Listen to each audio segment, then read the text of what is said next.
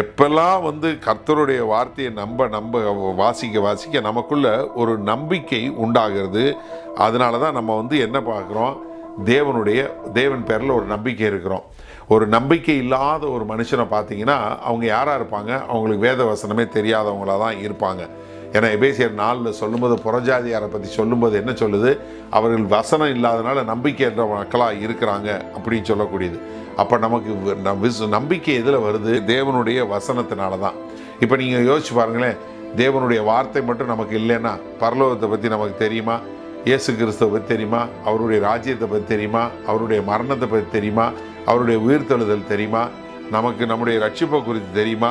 இது எல்லாமே எங்கேருந்து வருது, தேவனுடைய வசனத்தில் வருது. அதனால தான் தேவ வசனம் நமக்கு ஒரு நம்பிக்கையை கொடுக்கக்கூடியதாக இருக்கிறது. அதன் மூலமாய் நம்முடைய எல்லா பாடுகள் போராட்டங்கள் எல்லாத்தையும் மேற்கொள்ளக்கூடிய மக்களாக இருக்கிறோம்.